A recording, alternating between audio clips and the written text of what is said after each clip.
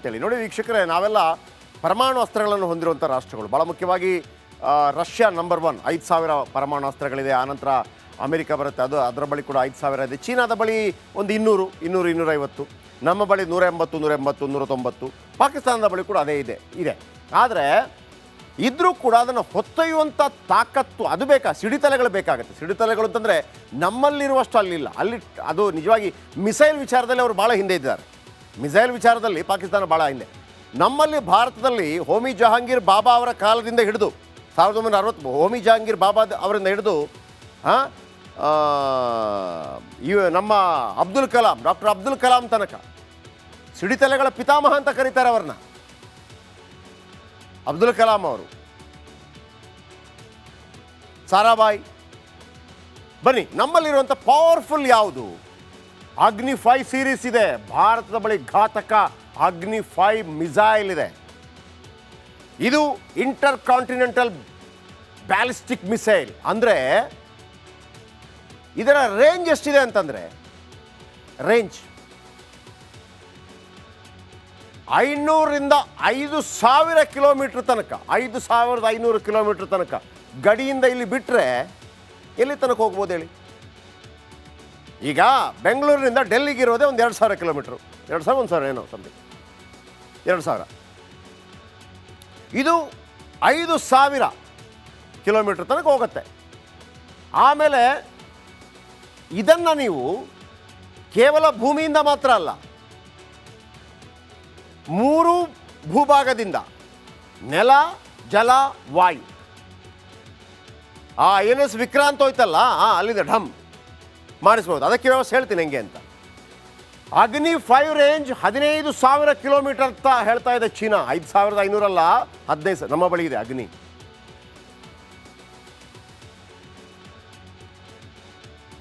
ಯಾಕೆ ಅಂತಂದರೆ ನಮ್ಮ ಶತ್ರು ಚೀನಾ ಕೂಡ ಇದೆ, ಕೇವಲ ಪಾಕಿಸ್ತಾನ ಮಾತ್ರ ಅಲ್ಲ. ಆದರೆ ಈಗ ಚೀನಾ ನಮ್ಮ ಬಳಿಗೆ ಬರಲೇಬೇಕು, ಬಂದೇ ಬರುತ್ತೆ. ಯಾಕೆಂತ ಹೇಳ್ತೀನಿ. 81% ಈ ಯುದ್ಧೋಪಕರಣಗಳನ್ನು ಪಾಕಿಸ್ತಾನಕ್ಕೆ ಕೊಡೋದೇ ಚೀನಾ. ಚೀನಾಗೆ ಅಮೆರಿಕ ಫಿಟ್ಟಿಂಗ್ ಇಟ್ಟಿದೆಯಲ್ವಾ, ಈಗ ಚೀನಾದ ಯಾವುದೇ ಐಟಮ್ ಆ ಕಡೆಗೆ ಹೋಗ್ತಾ ಇಲ್ಲ, ಅಮೆರಿಕದ ಯಾವುದೇ ಐಟಮ್ ಚೀನಾಗೆ ಹೋಗ್ತಾ ಇಲ್ಲ. ಚೀನಾಗೆ ಖರೀದಿ ಮಾಡೋಕ್ಕೆ ಜನ ಇಲ್ಲ. ಆಗ ಅದು ಭಾರತ ನೋಡ್ತಾ ಇದೆ.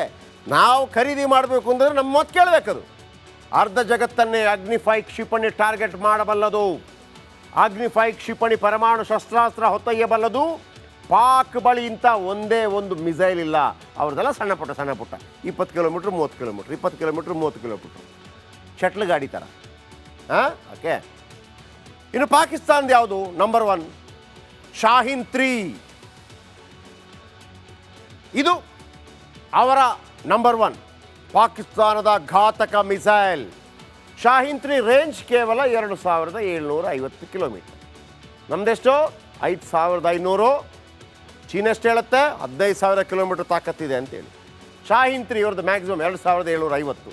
ಅದು ಇದೆ, ಆದರೆ ಅದನ್ನು ಹೊತ್ಕೊಂಡು ಹೋಗೋದಕ್ಕೆ ಸಾಮಾನಿಲ್ಲ.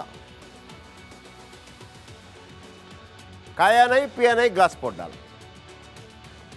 ಇಡೀ ಭಾರತವೇ ಶಾಹೀನ್ ರೇಂಜ್ಗೆ ಬರುತ್ತೆ ನಿಜ. ಅದನ್ನು ಸಿಡಿಸಬೇಕಲ್ಲ, ಆ ಸಿಡಿತಲೆಗಳವರ ಬಳಿ ಇಲ್ಲ. ಭಾರತ ಅಗ್ನಿ 5 ಮುಂದೆ ಶಾಹೀನ್ ಲೆಕ್ಕಕ್ಕೆ ಇಲ್ಲ. ನೆಕ್ಸ್ಟ್ ಬನ್ನಿ, ಭಾರತ ಬ್ರಹ್ಮೋಸ್. ಇದು ಜಗತ್ತಿನ ಅತ್ಯಂತ ಘಾತಕ ಮಿಸೈಲ್ ಬ್ರಹ್ಮೋಸ್. ಬ್ರಹ್ಮಾಸ್ತ್ರ ಅಂತ ಹೇಳ್ತಾ ಇದ್ವಲ್ಲ ಹಂಗೆ. BrahMos supersonic cruise missile. 400ರಿಂದ 700 ಕಿಲೋಮೀಟರ್ ರೇಂಜ್. ಅಂದರೆ ಒಂದು ಸಿಟಿ ಮೇಲೆ ಹಾಕಬೇಕು ಅಂತಂದರೆ. ಪರಮಾಣು ಶಸ್ತ್ರಾಸ್ತ್ರ ಹೊತ್ತೊಯ್ಯುವ ಶಕ್ತಿ ಹೊಂದಿದೆ. ಇದು ಕೂಡ ಗಂಟೆಗೆ 4,939 ಕಿಲೋಮೀಟರ್ ವೇಗದಲ್ಲಿ ದಾಳಿ ಮಾಡುತ್ತೆ. ಅಗತ್ಯ ಬಿದ್ದರೆ ಮಾರ್ಗ ಬದಲಿಸಿ ಕೂಡ ಹೋಗುತ್ತೆ. ಅಗ್ನಿ ಆಯಿತು, ಬ್ರಹ್ಮೋಸ್ ಆಯಿತು. ಪಾಕಿಸ್ತಾನಕ್ಕೆ ಬನ್ನಿ. ಶಾಹೀನ್ 3 ಆಯಿತಾ? ಶಾಹೀನ್ 1 ಇದು ಕಡಿಮೆ ದೂರದ ಬ್ಯಾಲಿಸ್ಟಿಕ್ ಮಿಸೈಲ್. ಶಾಹೀನ್ 1 ರೇಂಜ್ 750ರಿಂದ 1,000 ಕಿಲೋಮೀಟ್ರ್. ಆದರೆ ಹೊತ್ಕೊಂಡು ಹೋಗೋದಕ್ಕೆ ಐಟಮ್ ಇಲ್ಲ ಅವ್ರ ಬಳಿ. ಎತ್ತಿನ ಗಾಡಿಯಲ್ಲಿ ಹೊತ್ಕೊಂಡು ಹೋಗೋಕ್ಕಾಗತ್ತಾ ಪಾಕಿಸ್ತಾನ್? 2013ರಿಂದ ಪರೀಕ್ಷೆ ನಡೆದಿಲ್ಲ. ಆಮೇಲೆ ಪಾಕಿಸ್ತಾನದ ಭ್ರಷ್ಟಾಚಾರ ಹೆಂಗಿದೆ ಅಂತಂದರೆ, ಈ ಚೋರ್ ಬಜಾರ್ನಲ್ಲೆಲ್ಲ ಇವ್ರು ಭಾಳ ಫೇಮಸ್ ನೋಡಿ. ಅಲ್ಲಿ 2013ರಿಂದ ಶಾಹೀನ್ 1 ಇದೆಯಲ್ಲ, ಯಾರೋ ಒಬ್ಬ ಅದನ್ನು ಪೀಸ್ ಮಾಡಿ ಗುಜರಿಗಾಗಿರ್ತಾನೆ, ಗೊತ್ತಿರೋದಿಲ್ಲ. ಈಗ ಹೋದಾಗ ಇವ್ರು ಹುಡುಕ್ಬೇಕು. ಈಗ ಹೋಗಿ ಗುಜರಿಗೆ ಹಾಕಿರ್ತಾರೆ. ಕತ್ತೆ ಮಾರ್ತೀರಿ ನೀವು, ಇದನ್ನು ಮಾರದಿರ್ತೀರಿ. ಕತ್ತೆ ಮಾರ್ತಾರ್ರಿ ಇವರು. ಬನ್ನಿ ಭಾರತಕ್ಕೆ. ಭಾರತ ಪಾಕ್ ಮಿಸೈಲ್ ಬಲ. ಭಾರತ K4 ಮಿಸೈಲನ್ನು ಸಬ್ಮೆರಿನ್ನಿಂದ ಹಾರಿಸ್ಬೋದು. ಸಬ್ಮೆರಿನಿಂದ ಹಾರಿಸಕ್ಕೆ ಬರುತ್ತೆ. ಸಬ್ಮೆರಿನ್ ಅಂದರೆ ಗೊತ್ತಾಯ್ತಲ್ಲ, ನೀರಲ್ಲಿದ್ದು ಹಾರಿಸ್ಬೋದು. ಪಾಕಿಸ್ತಾನದ ಬಳಿ ಸಬ್ಮೆರಿನೇ ಇಲ್ಲ. ಪರಮಾಣು ಶಸ್ತ್ರಾಸ್ತ್ರ ಹೊತ್ತೊಯ್ಯುವ ಶಕ್ತಿ ಹೊಂದಿದೆ. ಎಲ್ಲವೂ ಕೂಡ ಇಡೀ ಪಾಕಿಸ್ತಾನ K4 ಮಿಸೈಲ್ ರೇಂಜ್ಗೆ ಬರುತ್ತೆ. K4ಗೆ ಟಕ್ಕರ್ ಕೊಡುವ ಮಿಸೈಲ್ ಪಾಕಿಸ್ತಾನದ ಬಳಿ ಇಲ್ಲ. ಪಾಕಿಸ್ತಾನದ ಬಳಿ ಇನ್ಯಾವುದು? ಶೈನ್ 2 ಮಿಸೈಲ್ 2500 ಕಿಲೋಮೀಟರ್ ಹೊಂದಿದೆ. ಪರಮಾಣು ಶಸ್ತ್ರ ಹೊತ್ತೊಯ್ಯುತ್ತೆ ಇದು. ಅದು ಕೂಡ ಪೂರ್ಣ ಪ್ರಮಾಣದಲ್ಲ. ಭಾರತ ಪಾಕ್ ಮಿಸೈಲ್ ಬಲ. ಭಾರತ ಪೃಥ್ವಿ 3, ಭಾರತ ಬಳಿ ಇರೋ ಘಾತಕ ಪರಮಾಣು ಮಿಸೈಲ್ 750 ಕಿಲೋಮೀಟರ್ ರೇಂಜ್ ಹೊಂದಿರೋ ಪೃಥ್ವಿ 3 ಪರಮಾಣು ಶಸ್ತ್ರಾಸ್ತ್ರ ಹೊತ್ತೊಯ್ಯುವ ಶಕ್ತಿ ಹೊಂದಿದೆ. ಇನ್ನು missile Pakistan Babur medium range subsonic cruise missile ಹಬ್ಬಬ್ಬ ಅಂದರೆ 900 ಕಿಲೋಮೀಟರ್ ರೇಂಜ್ ಹೊಂದಿದೆ. ಇನ್ನು ಭಾರತಕ್ಕೆ ಬನ್ನಿ. ಬರಾಕ್ 8 ನಮ್ಮದು 16ರಿಂದ 30 ಕಿಲೋಮೀಟರ್ ರೇಂಜ್ ಹೊಂದಿದೆ. 2469 ಕಿಲೋಮೀಟರ್ ವೇಗದಲ್ಲಿ ದಾಳಿ ಮಾಡುತ್ತೆ. ಪಾಕಿಸ್ತಾನದ್ದು ಘೋರಿ ಇದು. ನೋಡಿ ಅವರು ಹೆಸರಿಡೋದು ನೋಡಿ, ಒಂದು ಬಾಬರ್, ಇನ್ನೊಂದು ಘೋರಿ. ಅಂದರೆ ನಮ್ಮ ಮೇಲೆ ಯಾರೆಲ್ಲ ಟೀಕೆ ಅಬ್ಬರ ಮಾಡಿದ್ದಾರೆ ಅವ್ರದ್ದು. ಇದು medium range ballistic missile 1500 kilometre range ಹೊಂದಿದೆ. 2015ರಲ್ಲಿ ಕೊನೆಯ ಬಾರಿ ಟೆಸ್ಟ್ ನಡೆಸಲಾಗಿತ್ತು. ಈಗ ಗುಜರಿಗೆ ಹಾಕಿರ್ಬೋದು ಯಾರಾದರೂ ನೋಡಿ. ನೆಕ್ಸ್ಟ್ ಬನ್ನಿ. ಇನ್ನು ಪಹಲ್ಗ ಎರಡೂ ರಾಷ್ಟ್ರಗಳ ನಡುವೆ ಬಲಾಬಲ ಹೇಗಿದೆ ಅಂತೇಳಿ ನೋಡಿ ವೀಕ್ಷಕರೇ. ನಾವೆಲ್ಲ ಪರಮಾಣು ಅಸ್ತ್ರಗಳನ್ನು ಹೊಂದಿರುವಂಥ ರಾಷ್ಟ್ರಗಳು. ಭಾಳ ಮುಖ್ಯವಾಗಿ ರಷ್ಯಾ ನಂಬರ್ 1, 5000 ಪರಮಾಣು ಅಸ್ತ್ರಗಳಿದೆ. ಆನಂತರ ಅಮೆರಿಕ ಬರುತ್ತೆ, ಅದರ ಬಳಿ ಕೂಡ 5000 ಇದೆ. ಚೀನಾದ ಬಳಿ ಒಂದು 200, 250. ನಮ್ಮ ಬಳಿ 180, 190. ಪಾಕಿಸ್ತಾನದ ಬಳಿ ಕೂಡ ಅದೇ ಇದೆ.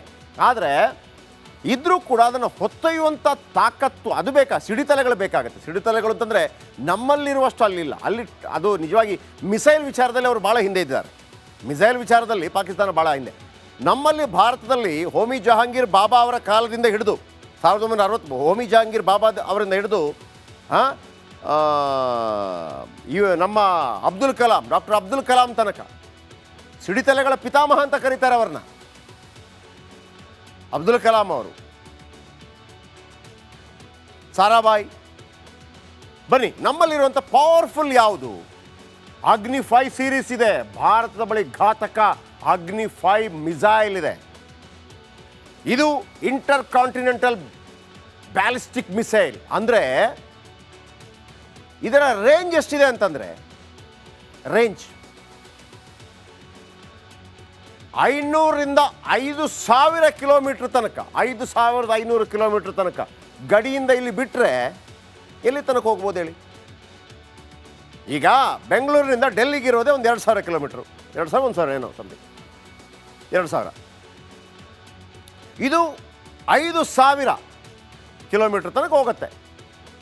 ಆಮೇಲೆ ಇದನ್ನು ನೀವು ಕೇವಲ ಭೂಮಿಯಿಂದ ಮಾತ್ರ ಅಲ್ಲ, 3 ಭೂಭಾಗದಿಂದ ನೆಲ, ಜಲ, ವಾಯು. INS ವಿಕ್ರಾಂತ್ ಹೋಯ್ತಲ್ಲ, ಅಲ್ಲಿಂದ ಢಮ್ ಮಾಡಿಸ್ಬೋದು. ಅದಕ್ಕೆ ವ್ಯವಸ್ಥೆ ಹೇಳ್ತೀನಿ ಹೆಂಗೆ ಅಂತ. ಅಗ್ನಿ 5 ರೇಂಜ್ 15000 ಕಿಲೋಮೀಟರ್ ಅಂತ ಹೇಳ್ತಾ ಇದೆ ಚೀನಾ. 5500 ಅಲ್ಲ, 15 ನಮ್ಮ ಬಳಿ ಇದೆ ಅಗ್ನಿ.